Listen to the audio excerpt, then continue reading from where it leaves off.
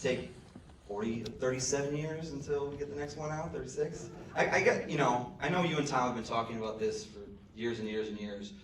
At what point did you realize, like, wow, we're gonna get this in front of cameras? Like, I really had a good feeling here. It was a trip that Joe and I took to Paris. Joe had come up with a take on Top Gun, and we flew to Paris to meet with Tom. He was shooting Mission Impossible at the time. And Joe pitched the idea of Goose's son being Rooster. And Tom said to him, I like the idea, but you gotta promise me one thing, that we shoot everything for real. First movie, we put the actors in the F-14s, and they all threw up. We couldn't use any of the footage. So Tom and Joe designed a program where our actors were in training for getting in an F-18 for 3 months. They started on a prop plane, then an aerobatic prop, then a jet, and then finally F-18. 1G is one time times your body weight. They were doing up to 7 Gs by the time they got in the F-18. And when you see the movie, you see the expressions on their faces. That's for real. What these actors went through was phenomenal. So Tom, after Joe agreed we'll do it for real, he called the head of Paramount at the time and said, I want to make another Top Gun. And they were very excited by that. Joe, you and Tom worked on Oblivion, obviously, and you returned here. From the collaborative standpoint, like, is there really anything, like, when it comes to Tom? I know how important this project obviously is to him, the franchise, but like when the three of you were discussing how to, like, the effects were so groundbreaking, or those aerial battles were so groundbreaking the first time around, especially cinematography.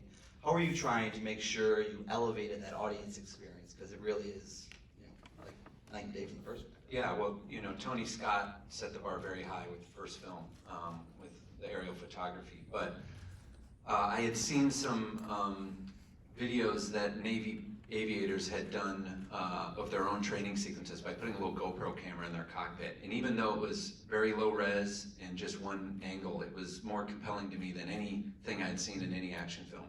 So I thought we might be able to figure out a way to get one IMAX quality camera in the cockpit and get Tom, for real in the back seat of one of these things. And after about 1.5 years of work, we got 6 IMAX cameras in the cockpit, and we got all the actors in the back seat. So it was a lot of work and a testament to what Miles and the whole team did to be able to really pull this off. The one thing, these summer movies, everyone goes for the big actions and stuff like that. The one thing I appreciated was how much the scenes outside of the cockpit you guys clearly took as much serious and attention to detail as that. Jennifer, when they were doing so many of these scenes in this, with like those dialogue scenes are great with you and Tom, Miles and Tom, the team. Like, did you get the sense early on that this was just as important when they were doing those sequences that didn't involve the airplane?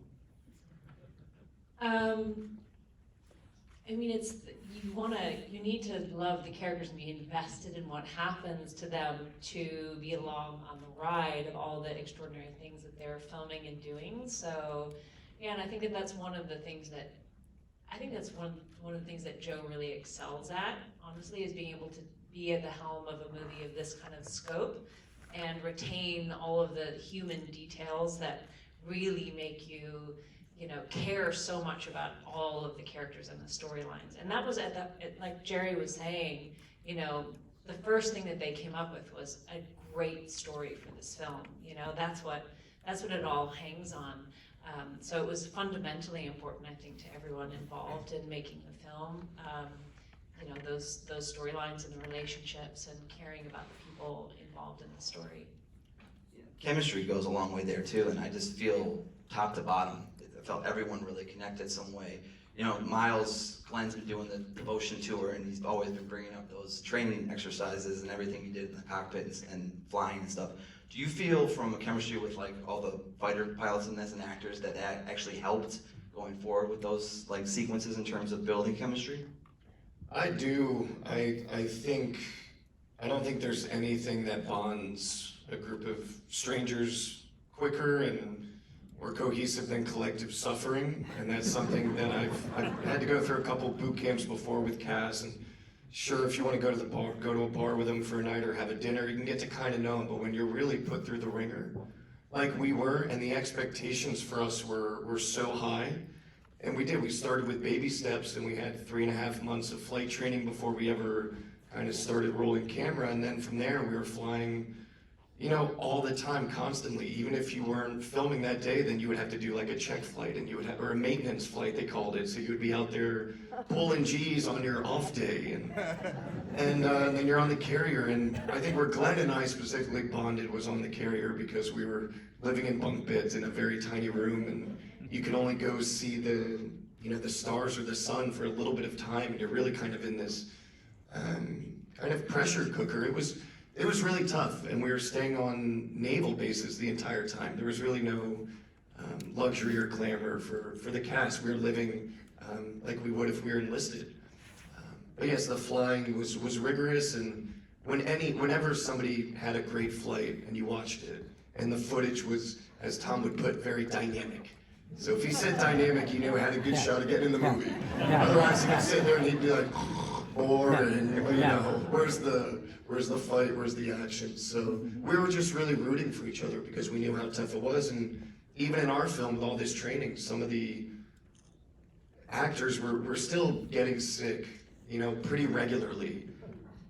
And you would come back dripping sweat after an hour and a half, 2 hours up there.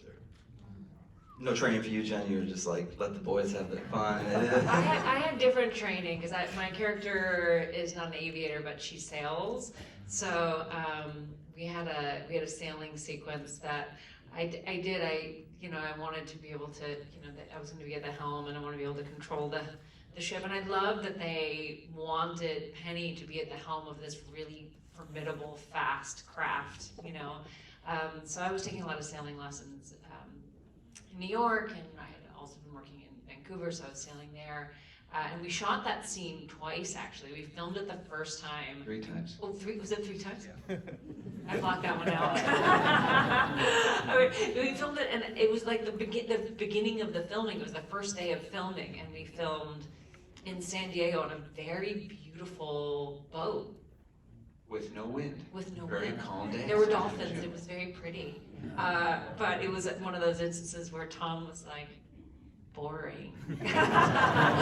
Boring.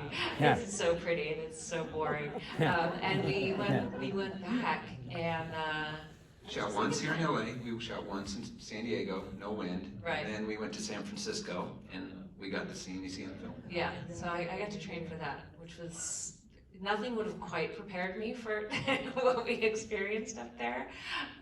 But it was amazing. It was really fun. I love being able to do that, you know, and I loved it for the character too. You know, you guys